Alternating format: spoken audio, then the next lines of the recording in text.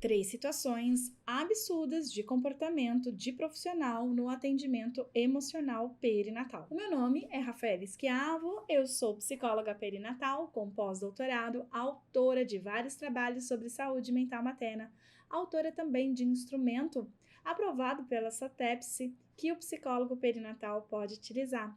Aqui neste canal eu ensino psicólogos a se sentirem mais seguros atendendo na área da psicologia perinatal. Então vamos lá, deixa eu te contar aqui 3 situações que eu vivi e que considero muito absurdas de profissionais da psicologia que, por não conhecerem, não entenderem bem sobre a área de psicologia perinatal, acabaram fazendo e cometendo erros bem sérios. Então vamos lá para a primeira situação. A primeira situação não era ainda bem um profissional, mas era alguém do último ano de graduação, tá? Então, era um aluno meu de graduação, que estava aí concluindo, né, a graduação na época, tinha um estágio, né, então eu oferecia um estágio em uma unidade básica de saúde e um outro professor também oferecia estágio em unidade básica de saúde, só que o meu estágio era em pré-natal psicológico, os meus estagiários atendiam gestantes e mulheres no pós-parto. Já o outro professor, ele trabalhava com a psicologia da saúde em si. Então, era um estágio, inclusive, de psicologia da saúde. E aí, então, dentro de uma unidade básica de saúde, que as minhas estagiárias trabalhavam, mas também os estagiários do professor trabalhavam, eles não sabiam diferenciar, né? Eles não sabem, para eles psicólogo é tudo a mesma coisa, então eles não sabem que existe conhecimento específico para uma área, que outros profissionais não têm aquele conhecimento específico e por isso, né, eles podem fazer caca, né? Porque a gente não aprende isso na graduação, não aprende na faculdade, são áreas diferentes. Só que os profissionais ali da unidade básica de saúde não sabem disso, quem tem essa informação somos nós. O que aconteceu? Chegou ali uma mulher no pós-parto pedindo ajuda, pedindo atendimento, tá? E aí o pessoal da unidade básica de saúde chamou esse aluno estagiário do outro professor para conversar com essa mulher no pós-parto, já que, né, eles acreditavam que tá tudo bem com o estagiário que tivesse aqui poderia fazer isso, porque os outros estagiários atendem mulher no pós-parto, né, porque que esse não poderia. Mais ou menos isso que deve ter passado na cabeça lá da pessoa da unidade básica de saúde. Mas aí, olha só o que aconteceu. Essa mulher começou a relatar para esse estagiário coisas, situações, comportamentos, pensamentos, sentimentos negativos por conta de uma depressão pós-parto que ela estava passando. Provavelmente ela deve ter falado algo no sentido de pensar em fazer mal para o bebê, né? E por isso que ela foi pedir ajuda ali na unidade básica de saúde. Então ela foi ali para pedir ajuda pelos pensamentos que ela estava tendo, ela percebeu que os pensamentos eram pensamentos perigosos e foi pedir ajuda. Mas este profissional que dali 2 meses ia receber o diploma de psicólogo não conhecia sobre a área e ele fez um desserviço. O que ele fez? Acionou o conselho tutelar para essa mulher. O conselho tutelar baixou lá na unidade básica de saúde. Tá? Inclusive, os próprios profissionais da saúde ali perceberam, né, o absurdo que tinha se tornado aquela situação. E isso foi uma situação que me deixou muito irritada, né?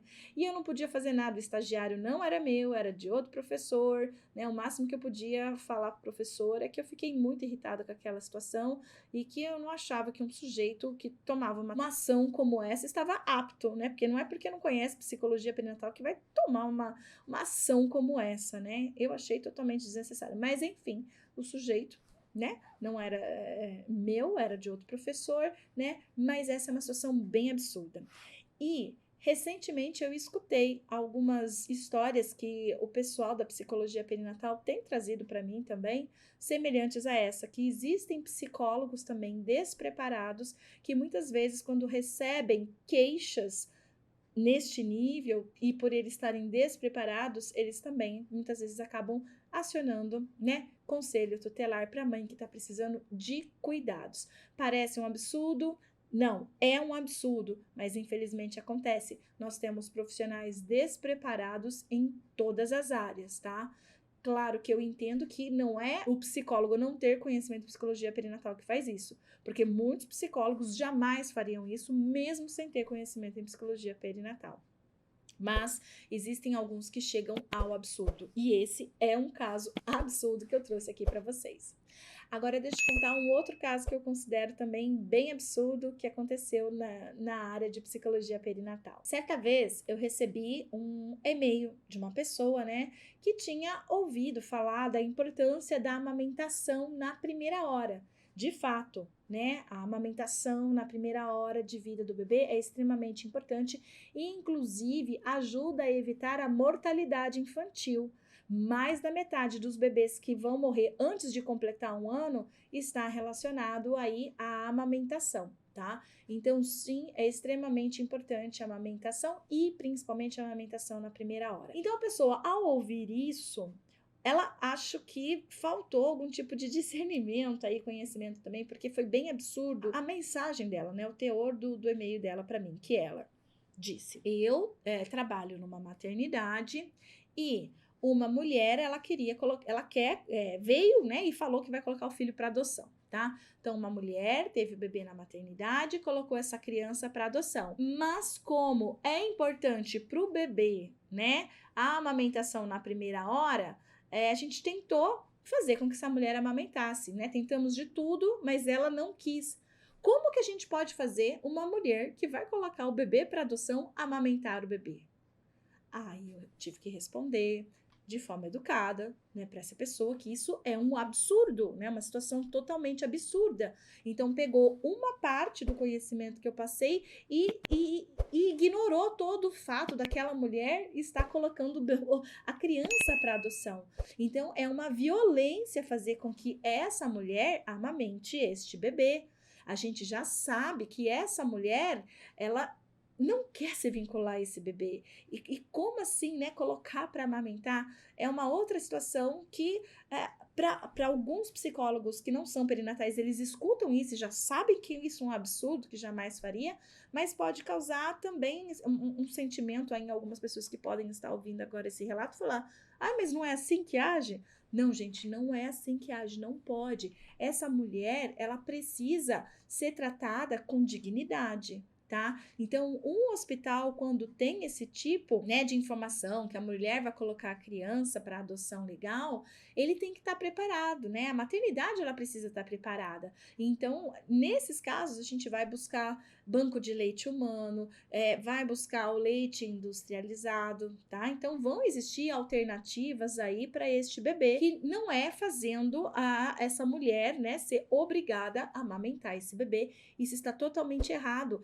Principalmente para quem é profissional da saúde, se faz algo como isso, está promovendo adoecimento mental para essa mulher, né? E isso é totalmente antiético. Essa mulher precisa de cuidados, essa mulher precisa de respeito. Para muitas mulheres que vão colocar o bebê para adoção, é uma situação muito difícil. Tá? Não é algo fácil, é algo muito difícil. Na amamentação é liberado, inclusive, um hormônio chamado ocitocina. Não é o tema de hoje aqui, não vou falar sobre isso agora não, mas só para vocês terem noção, a ocitocina é o hormônio da vinculação, que tornaria essa situação ainda muito mais difícil, tá? Tanto para a mulher quanto para o bebê. Então, nesses casos, tá? Por mais que é adequado para o bebê, a gente tem que saber avaliar, ter discernimento, né? Do que é certo, do que é errado, do que pode, do que não pode. Então, essa é uma questão totalmente absurda e que não deve acontecer nas maternidades do Brasil quando a mulher está colocando essa criança para adoção. E vamos para a terceira situação absurda também que eu já passei. Uma vez o Conselho Federal de Psicologia aqui da minha cidade estava convidando profissionais que trabalham de certa forma aí com questões de parto, né? Para poder estar conversando sobre violência obstétrica. E no meu caso, como eu sou pesquisadora da área e tal, fui convidada também a me juntar junto com os outros psicólogos que trabalhavam diretamente como psicólogo hospitalar, né?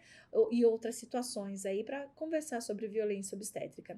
E uma das psicólogas ali hospitalar, ela disse que era totalmente contra que o psicólogo fizesse algum tipo de intervenção, né, nessa questão de violência obstétrica, porque isso não é assunto de psicólogo, parto não é assunto de psicólogo, parto é assunto de médico e enfermeiro. E aí entrou num debate, eu tentei ali conversar com ela, mas ela também não aceitou muito, então os ânimos não ficaram muito ali, né, amistosos, digamos assim, mas ela defendia a tese de que psicólogo não precisa ter conhecimento de parto e nascimento, que isso é coisa de outros profissionais da saúde, e ali eu mostrei para ela, né, o quanto que tá totalmente errada e equivocada aquela visão dela e que, lamentavelmente, ela estava dentro de um hospital, maternidade, né, com aquele tipo de pensamento. Por quê? A gente precisa saber de parto e nascimento, sim, exatamente porque, dependendo da forma que acontece parto e nascimento, isso vai refletir na saúde e saúde mental mãe e bebê. Tá? Muito dos atrasos no desenvolvimento do bebê tem a ver com questões de parto. Muito da saúde mental que esse bebê vai desenvolvendo ao longo da sua vida tem a ver com parto e nascimento, tá? Muito da saúde mental dessa mulher no pós-parto tem a ver com parto e nascimento, e por aí vai, existem uma série de outras relações. Ou seja, se nós, psicólogos, depois vamos ter que trabalhar com essas questões, estimular o desenvolvimento do bebê, atender uma mulher com uma depressão pós-parto, com uma tocofobia, com transtorno de estresse pós-traumático, por exemplo, no pós-parto, eu não posso atender essas questões, né, que estão diretamente relacionadas à via de parto, como se isso não fosse assunto de psicólogo, tá? Claramente era uma profissional que trabalhava em um espaço sem ter conhecimento de psicologia perinatal, fazendo grandes estragos ali, porque não tinha conhecimento, informação, e claramente a sua postura era muito equivocada. Então, essas são 3 situações absurdas que eu vivi com profissionais da psicologia, que por não terem conhecimento em psicologia perinatal, achavam que estavam fazendo o correto, o certo enquanto profissional, e não estavam. E você? Pensou aí em alguma situação absurda também, que você já ouviu alguém fazer, alguma história que você passou aí com psicólogos que deveriam ter um comportamento e tiveram outro? Conte aqui, deixa eu saber também as suas histórias. Te espero num próximo vídeo. Um abraço, tchau, tchau. Even when you feel low, you can still go. Even when you feel slow, you can still go. Even when there's no hope, you can still go. I never answer to no, man, I still go, go, go.